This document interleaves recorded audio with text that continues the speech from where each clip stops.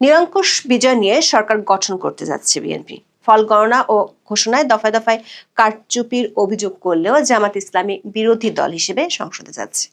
দেশীয় আন্তর্জাতিক গণমাধ্যমে এসব খবর ফলো করে প্রচার পাচ্ছে। তবে ভোটের আগে ও পরে আন্তর্জাতিক গণমাধ্যমগুলোর মধ্যে একটি লক্ষণীয় ইস্যু হচ্ছে আওয়ামী লীগ ও দলটির উপর কার্যক্রম নিষিদ্ধ থাকার বিষয়টি। আন্তর্জাতিক নানা মহল থেকেও বিষয়টি আলোচনায় আসছে। কমনওয়েলথ ভোটের মাত্র একদিন আগে সরকারের সাথে বিষয়টি নিয়ে আলোচনা করেছিল, যেখানে সরকারের আইন উপদেষ্টা বলেছিলেন রিকনসিলিয়েশনের বিষয়টি পরে নির্বাচিত সরকার দেখবে।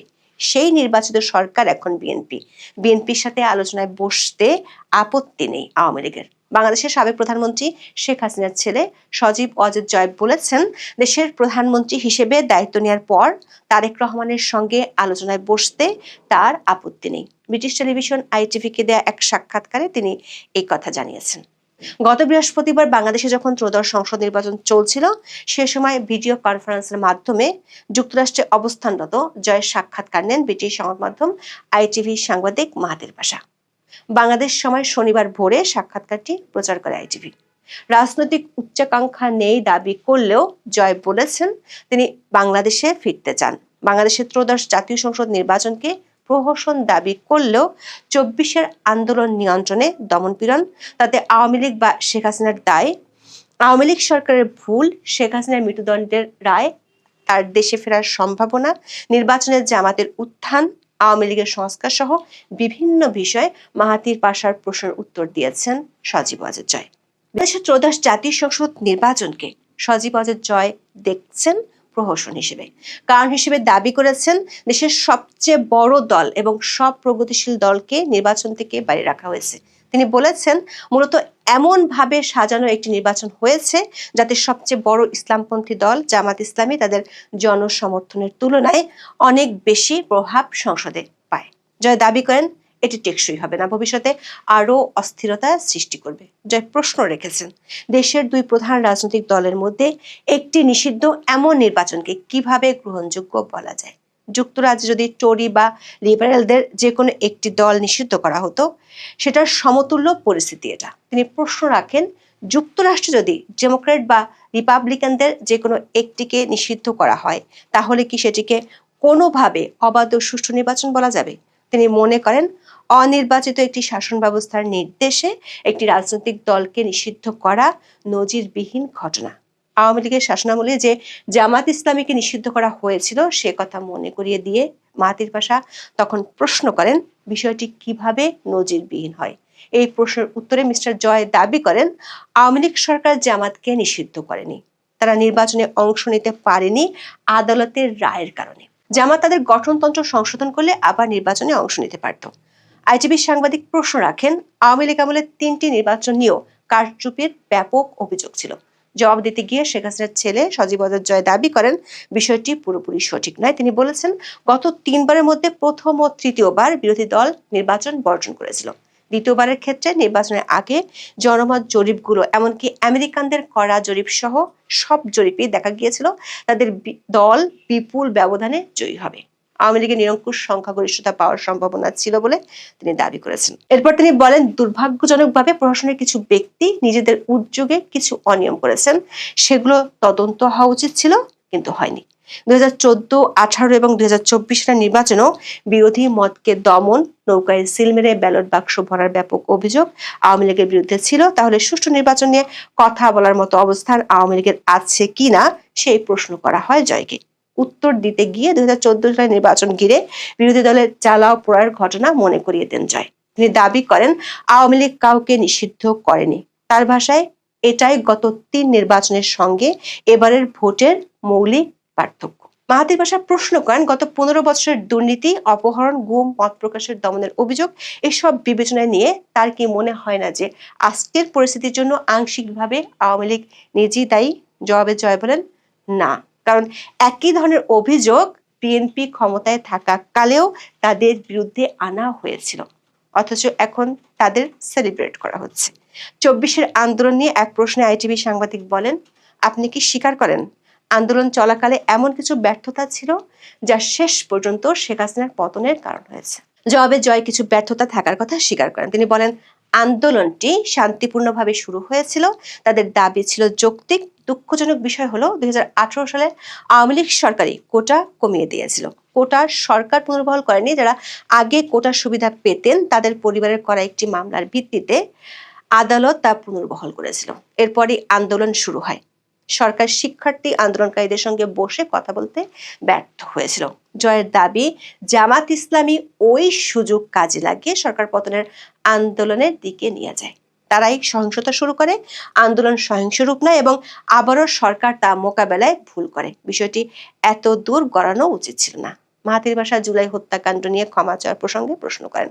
উত্তরে জয় বলেন, জাতিসংঘ 15 জুলাই থেকে 15 আগস্টের মধ্যে 1400 নিহতের কথা বলেছে, আর সরকার পতন হয়েছিল 5 আগস্ট। তাহলে পুরো সবার হত্যাকাণ্ডের দায় কেন আওয়ামী লীগ সরকারকে দেওয়া হচ্ছে, সেই প্রশ্ন তোলেন সজীব ওয়াজেদ জয়। প্রসঙ্গক্রমে জয় বলেন, তারা দায় স্বীকার করছেন কয়েকশো মানুষের মৃত্যুর জন্য, 1400 জন নয়, কারণ তাদের প্রায় অর্ধেকই ছিলেন পুলিশ সদস্য ও তার দলের কর্মী। তবে তার মা শেখ হাসিনা কখনো কাউকে প্রাণঘাতী শক্তি প্রয়োগের নির্দেশ দেননি, শুধু যারা পুলিশ বা অন্যদের উপর হামলা করেছিল তাদের ক্ষেত্র ছাড়া। জয় জুলাই হত্যাকাণ্ডের বিচার নিয়ে প্রশ্ন তুলে বলেছেন, প্রতিবাদকারীদের হাতে সংগঠিত সব হত্যাকাণ্ডকে দায় মুক্তি দেওয়া, পুলিশ সদস্য ও সরকার সমর্থক কর্মীদের হত্যার জন্য আইনগত সুরক্ষা দেওয়া, যদি সেটিকে বৈধ বলা হয় তাহলে অতীতে যাই ঘটুক না কেন তার বিচারের প্রসঙ্গই অর্থহীন হয়ে যায়। তখন আর বিচার নিয়ে কথা বলারই বা মানে কি? যদি হত্যাকাণ্ডই গ্রহণযোগ্য হয়ে যায় তাহলে আর বিচার নিয়ে মাথা ঘামানোর প্রয়োজন কি? শেখ হাসিনার ফাঁস অডিও রেকর্ডে তাকে আন্দোলনকারীদের হত্যার নির্দেশ দিতে শোনা গেছে বলে অভিযোগ রয়েছে। কর্তৃপক্ষের কঠোর দমন নীতির কারণে এত প্রাণঘাতী ঘটেছে কিনা সেই প্রশ্ন রাখা হয় সাবেক প্রধানমন্ত্রীর ছেলের সামনে। জয় আগের মতোই দাবি করেন, বিবিসি ও আল জাজিরা অডিও টেপের যে অংশটি প্রচার করেছে তা কেটে নেওয়ার একটি অংশ। আন্দোলনকারীদের বিরুদ্ধে কখনো প্রাণঘাতী অস্ত্র ব্যবহারের অনুমতি দেওয়া হয়নি। জুলাই আগস্টের ঘটনার জন্য মানবতা বিরোধী অপরাধে দোষী সাব্যস্ত করে আন্তর্জাতিক অপরাধ ট্রাইব্যুনাল ইতিমধ্যে শেখ হাসিনাকে মৃত্যুদণ্ড দিয়েছে। শেখ হাসিনা ভারতে নির্বাসিত জীবন কাটাচ্ছেন। তিনি যদি কখনো বাংলাদেশে ফেরেন তার সামনে কি অপেক্ষা করছে তা নিয়ে জয় উদ্বিগ্ন কিনা সেই প্রশ্ন রাখেন আইটিভির সাংবাদিক। জবাবে জয় বলেন, তিনি উদ্বিগ্ন নন, কারণ তার বিশ্বাস দেশের অন্তত অর্ধেক জনগণ এই নির্বাচনকে কখনো মেনে নেবে না। অতীতে আওয়ামী লীগ বারবার জামাত ইসলামী বা তাদের অনুসারীদের সন্ত্রাসী আখ্যা দিয়েছে, কিন্তু এবারে নির্বাচনে তারাই ছিল বিএনপির সবচেয়ে বড় প্রতিদ্বন্দ্বী। শেখ হাসিনার শাসনামলের দমন পীড়নের কারণে জামাতের এই পুনরুত্থান ঘটেছে কিনা সেই প্রশ্ন রাখা হয় সাক্ষাৎকারে। জয় তখন বলেন, প্রতিদ্বন্দ্বীহীন মাঠে খেললে পুনরুত্থান ঘটানো খুব সহজ। এখন সেটাই হচ্ছে। জামাত এককভাবে বাংলাদেশে খুব জনপ্রিয় দল নয়। বাংলাদেশের আদালত প্লট দুর্নীতির মামলায় সজীব ওয়াজেদ জয়কেও 5 বছর কারাদণ্ড দিয়েছে। এই অবস্থায় তিনি দেশে ফিরবেন কিনা বা দেশে যাওয়ার কোনো ইচ্ছা আছে কিনা জানতে চান মাহাথির বাশা। জয় বলেন, অবশ্যই এক সময় ফিরবেন। তারেক রহমান, যিনি দণ্ডিত হয়েছিলেন, তিনি এখন সম্ভাব্য প্রধানমন্ত্রী। এসব পরিস্থিতি চিরস্থায়ী হয় না। তাহলে কি জয় বলতে চাইছেন একদিন হয়তো তিনি প্রধানমন্ত্রী হওয়ার লক্ষ্যে দেশে ফিরে রাজনীতিতে নামবেন? উত্তরে শেখ হাসিনার ছেলে বলেন, তার কখনো রাজনৈতিক উচ্চাকাঙ্ক্ষা ছিল না। এমনটা বলছেন না, একসময় তিনি বাংলাদেশে ফিরতে চান। শেখ হাসিনা কখনো বাংলাদেশে ফিরবেন কিনা সেই প্রশ্নে জয় বলেন, তার কোনো সন্দেহ নেই তিনি একদিন ফিরবেন। তিনি বহুদিন ধরেই অবসর নিতে চেয়েছেন। তার প্রায় পুরো জীবনই কেটেছে বাংলাদেশে। সেখানেই তিনি স্বচ্ছন্দ বোধ করেন। কোনো এক সময় তিনি ফিরবেন। তবে এই মুহূর্তে শেখ হাসিনার দেশে ফেরা একেবারেই নিরাপদ হবে না বলে মনে করছেন জয়। আরেক প্রশ্নের উত্তরে তিনি বলেন, মায়ের ভারতে থাকা নিয়ে তিনি উদ্বিগ্ন নন, কারণ তার বিবেচনায় ভারতই এখন শেখ হাসিনার জন্য পৃথিবীর সবচেয়ে নিরাপদ জায়গা।